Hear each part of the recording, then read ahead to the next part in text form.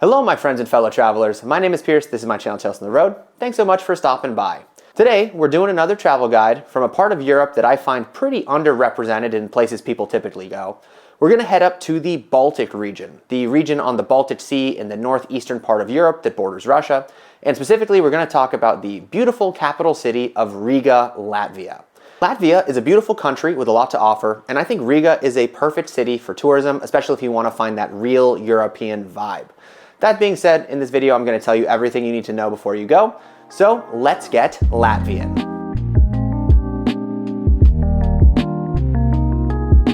As we always do with these videos, let's start with a little historical and geographic background so we can get to know Latvia a little bit better before we go. And if you could toss a like if you're enjoying the video so far, or a subscribe if you enjoy the general travel series I'm building, that would be incredibly helpful for my channel. Let's get Latvian. Alright, so where is Latvia on the map? If you look at a map of Europe, Latvia is part of the Baltic states, and there are three of them. There are Estonia, all the way to the north, Latvia, squeezed in the middle, and Lithuania to its south. All of these countries border Russia to the east and the Baltic Sea to the west. If you go past Lithuania, you're going to hit Poland and the rest of Central Europe. The Baltic region of Europe is a hardy, seafaring, cold part of Europe. A part of Europe that's very different from the rest of the subcontinent, specifically with the languages that the people speak. Lithuanian and Latvian languages fall into the greater Baltic language set family, which is unlike all the other languages of the greater generalized Europe. And Estonia has a completely different language and is very close to Finnish, but still not very close. That means the people from this region have a very specific identity, an identity that they've been trying to preserve through the conquest of many empires through many centuries. So let me tell you a little bit about it. Riga, Latvia is a really old city, founded originally around 1200 AD, being set up as an important trading hub, fishing hub, and a military post on the Baltic Sea itself. The Baltic Sea strategically for many empires and countries has been very important for managing the entire region, which spans from Denmark all the way to mainland Russia. And that's why this small Latvian city, set on the Baltic Sea, became such a sought-after position to conquest, sitting directly between the Russian sphere and the Western European sphere. Riga bounced between the Hanseatic League, which was a union of the sort of Baltic peoples for about 300 years. They were part of the Russian Empire, they were part of the Lithuanian-Polish Commonwealth, they were part of the Swedish Kingdom. And all of this change lasted for about 500 years of the history of the city. It wasn't until the end of World War I where Latvia actually got its own country and had its own national identity. That, however, was short-lived, only about 22 years before World War II breaks out and Latvia is absorbed into the Soviet Union. It wasn't until the fall of the Soviet Union in 1991 that Latvia re-established itself as its own self-governing country. Since 1991, Latvia, and the greater Baltic states in general, have been pulling themselves more towards being a part of the European Union. They joined the European Union and NATO in 2004, they started using the euro, and they fully integrated into the European space at that time. That means when you're going to Latvia today for a vacation, to explore a new region, you're going to a new budding part of Europe, a part of Europe that's changing a lot, that's on the forefront of the conflict between the East and the West, and a place that's just generally really nice and not as expensive as Western Europe. That being said, let's get into the more practical information side of a trip to Riga, Latvia. Visas. Latvia and the rest of the Baltic states all sit in the Schengen zone, the greater European area of free trade and free movement. That means Latvia is really easy to go to as an American. You get 90 days when you enter the Schengen zone, but just remember that when you're traveling in Latvia, it deducts the amount of days you can spend in other European Union Schengen zone countries like Italy, Germany, and France. If you're curious about the Schengen zone, I've dedicated a whole video to it. You can find it in my past videos. I think I did it 10 videos ago or something like that. Money. The money in Latvia is super simple because Latvia converted to using the euro in 2014. When you go to Latvia, you can change your dollars to euros if you want to, or you can just use the ATM and pull out euros. That's typically how I travel in general. Latvia itself is going to be cheaper than other euro-using countries of Western Europe, specifically like France, Belgium, the Netherlands, and Germany, definitely. But Latvia has gotten more expensive, specifically over the last 4 years. As all of Europe, the price inflation has happened pretty much significantly everywhere. But in general, since they've converted, everything's gotten sort of price comparative to many other European countries that use the euro. In Riga itself, if you're looking at staying at a hotel, I think prices are probably going to be between 50 and 100 euros per night, which I think is pretty fair in comparison to a lot of cities in Europe. And if you're looking to get dinner, I think around 10 euros per meal is going to be pretty standard in Latvia, but the portions are large, the food is very hearty and abundant, and I feel like you're probably getting a better deal in Latvia, especially with the amount of food and the type of food, or if you're drinking beer or wine or something, than you would comparatively in Western Europe as well. So in general, if I put a price scale, I think Latvia is like 3 out of 5 on the expensiveness. Probably more expensive than you'd assume it would be, but certainly not too expensive to break the bank. You would save probably half the money going to Riga, Latvia than you would going to a comparative city in Germany, for example. Transportation. Getting to Riga and then getting around in Riga when you're there is actually pretty basic. Latvia, for whatever reason, owns a large airline, Air Baltic, so that means that they have many direct flights to Riga from many different locations around Europe and I believe the Middle East. That means that flying directly from the United States to Latvia might be a little bit challenging, but if you're already in Europe, there's a chance that there is a pretty cheap flight to Riga from many European cities that you might find yourself in already. Once you get to Riga, the city center of Riga is actually pretty small and walkable, so you wouldn't necessarily need to use public transportation, but if you want to, there's a pretty good integrated systems of buses, of trams, and trolley buses. Trolley buses are the ones that are connected to the sort of electrical line. They have those as well.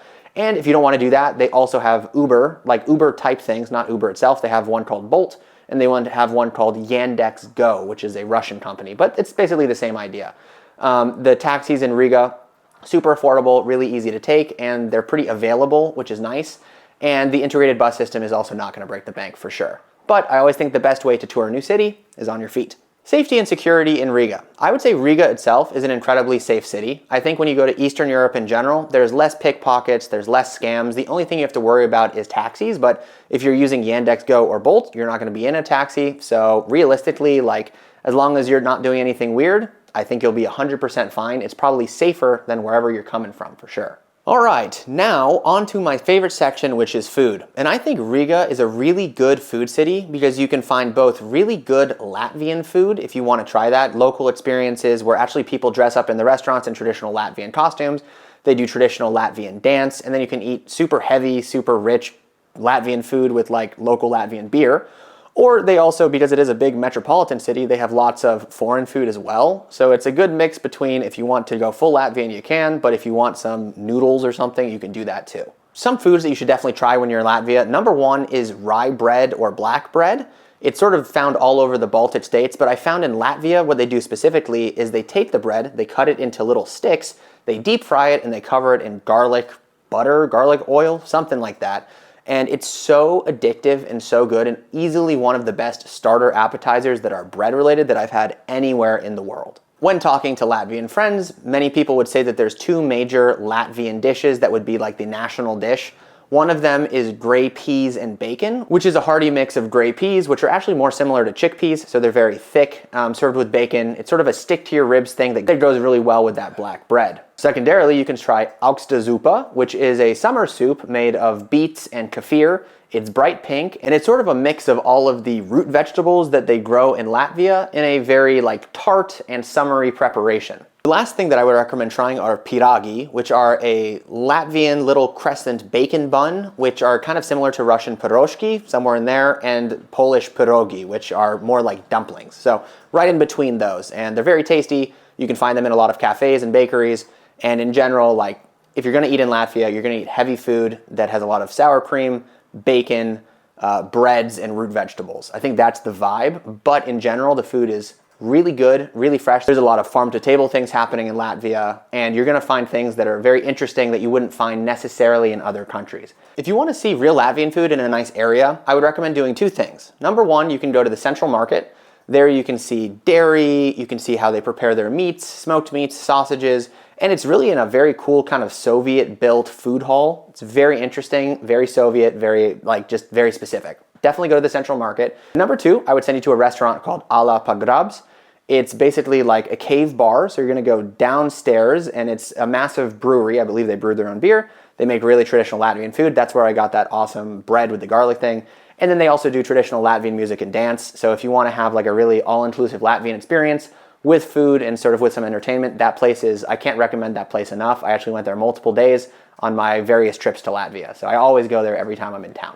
All right, so now here's a list of things that I've personally done that I enjoyed while I was in Riga, and little day trips you can also do if you don't want to spend your whole time in the city center. Number one, go to the Riga city center. Of course, you're going to find yourself there on any tourism thing. A lot of the hotels are in that region. And the city center is really charming. It has that sort of German aesthetic because it was built by many different Germanic type of people, the Polish-Lithuanian Commonwealth. And you're going to find beautiful town halls, beautiful cathedrals, beautiful churches. Some churches you can actually climb to the top of the spire. You can look over the entire general central city area. They have a lot of little markets where they sell little local things like local honey, local woodworking, local artistry and plates. They do really nice tapestries, local stitching, and local designs on clothing and things like that. They really embodied that sort of Baltic Latvian style, and you can find that in their souvenir shops, and you can find it in what they're selling in the little markets along the market squares, town squares within Riga.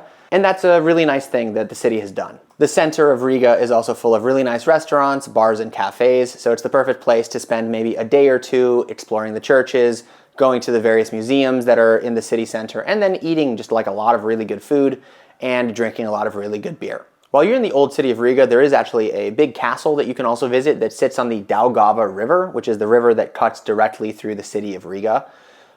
It's a nice place to walk around. The castle has nice history, of course, and then when you're walking around the river, you can really see this central point that connects Riga to the Baltic Sea. There's also a little canal that splits the new center from the old Riga center, and that canal is full of nice parks as well as a couple nice churches. There's a nice big Orthodox cathedral, if you've ever wanted to see that, with the nice golden domes. And I feel like it's got that very storybook feeling that many people like to see when they go to Europe, but don't necessarily find in every city that they assume it's going to be in. I feel like it feels like that old school German city in fairy tales that you wanted to find, but when you go to Germany, you're like, where is this city? The city actually is in Riga, Latvia, and it's a Latvian thing. So I feel like that's a nice little hint. The last district that you should visit in Riga that isn't Old Riga and the new center is the Art Nouveau district. You're going to find a lot of really cool cafes and bars there. And it's the trendy spot where a lot of younger Rigans go, both to party, to spend time, to do art installations and exhibitions. All of that generally is a nice part of town, and often if you're looking for the new Riga, that's where you're going to find it. So let's say you were planning on spending a week in Latvia. I think more than 3 days in Riga might be a lot. So there are some definite day trips that you can go. The easiest one, and you can get there by bus, you can get there by train, is Jūrmala or Jūrmala, which is a small city that sits directly on the Baltic Sea. They actually have a little beach there, so if it's the summertime, you can get some sun. But other than that, it's very quaint, it's very cute, and it's definitely worth like a day trip to see another sort of Latvian vibe city. Besides Jūrmala, which is really easy to get to because they have the train, if you rented a car, you could also visit different castles, palaces, medieval towns. The medieval town that I think of is Cēsis, which is a small medieval town with a castle.